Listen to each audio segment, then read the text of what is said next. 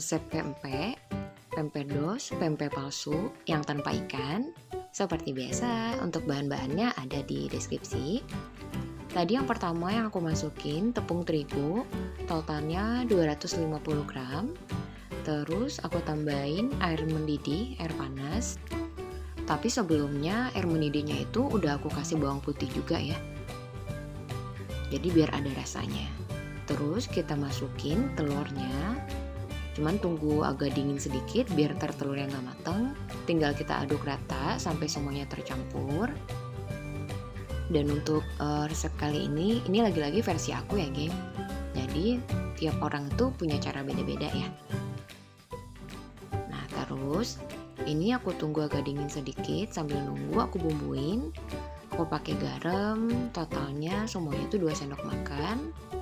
Terus aku tambahin kaldu bubuk, tapi ini boleh di skip, setengah sendok makan totalnya. Kita aduk lagi. Jangan lupa tambahin 1 sendok makan minyak sayur, 1 sendok sampai 1,5 sendok. Diaduk lagi. Ini emang adonannya sedikit lengket awalnya ya. Cuman kalian gak perlu khawatir karena ntar mau dicampur sama tepung sagu. Nah, saat semuanya udah dingin adonannya, hati-hati ini benar-benar panas, jadi kalian pastiin dulu adonannya udah benar-benar dingin. Dan by the way, itu tangan gue udah bersih ya. Jadi diulenin sampai kalis, sampai udah bisa kebentuk kayak gini. Ini udah bisa kita bentuk.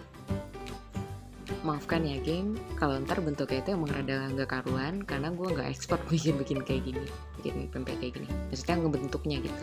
Tapi kalau misalnya kalian pempeknya mau dijual, biar bentuknya sama, biar ukurannya juga sama, ya harus ditimbang dulu ya. Nah ini kita ambil adonannya secukupnya, ukurannya sesuai selera. Terus kita buletin sedikit, buletin memanjang gitu, terus di tengahnya dilubangin. Selanjutnya aku masukin telur puyuh. Dan saat ngebentuk adonannya, pastiin gak ada yang bocor. Karena ntar kalau misalnya ada yang bocor saat kita rebus, ntar dia kemana-mana telurnya. Jadi makin gak karuan terbentuknya. Ini dibikin sampai selesai. Kalau di rumah kalian gak punya telur puyuh ya geng, boleh dipakai telur biasa, telur ayam biasa, terus dikocok lepas, baru dimasukin ke adonannya. Tapi saran aku, ini lagi-lagi versi aku ya. Saran aku usahain kalau bisa sih, kalau misalnya kita masih pemula nih ya, masih pemula kayak aku, lebih amannya tetap direbus dulu sih telurnya. Karena kalau saat kita bikinnya ini adonan yang gak rata, permukaannya mungkin ada yang tipis, terus satu sisinya juga ada yang tebal. Jadi kemungkinan besar kalau dimasukin telur mentah pas kita rebus itu dia bocor. Kecuali kalau misalnya kalian udah jago ngebikinnya, atau mungkin memang udah sering bikin di rumah, gak apa-apa masukin yang telur biasa yang gak direbus dulu.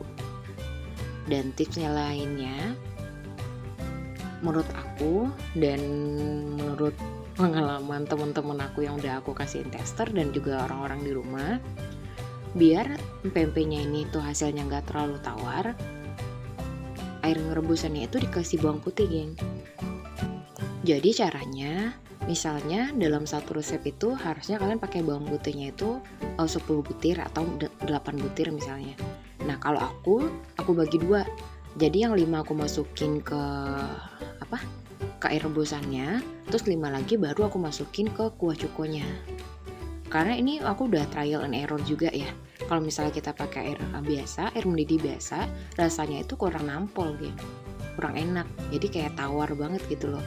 Tapi kalau misalnya kita kasih bawang putih, meskipun ntar kalau misalnya kuah cukonya kita pakainya dikit, mungkin ada yang gak kuat gitu ya pakai kuah cuko, atau mungkin gak kuat pedas, boleh dipakein sedikit, tapi seenggaknya pempeknya tuh udah ada rasa. Jadi enak gitu, tetap enak. Dan tips lainnya, selain kita masukin bawang putih, aku juga tambahin sedikit garam. Jadi selain di tepungnya kita masukin, di airnya juga kita masukin, tapi sedikit aja, biar lebih ngeresep lagi. Tapi kalau misalnya kalian kurang setuju sama cara aku, nggak apa-apa pakai cara kalian aja. Dan juga saat ngebentuk, usahain permukaannya itu sampai halus ya. Karena kalau misalnya permukaan halus, Kalau misalnya kalian buat yang nanti dijual, nanti hasilnya itu setelah kita rebus itu jadi mulus.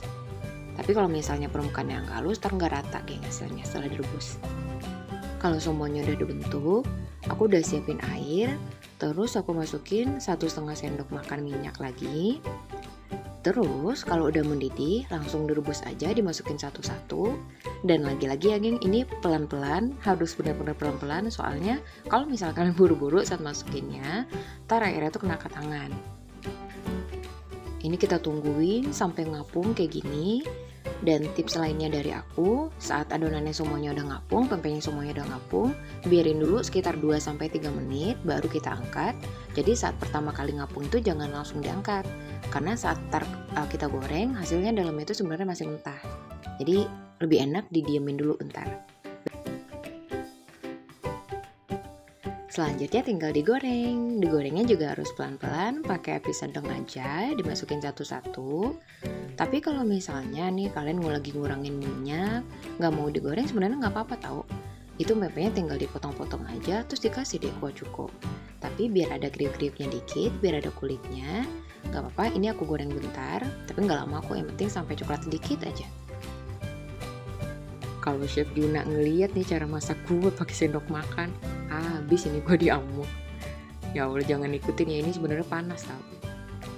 Terus karena masih ada space, ternyata aku masukin lagi, aku tambahin. Ini jangan sampai gosong ya geng. Kalau udah agak coklat kayak gini, tinggal diangkat.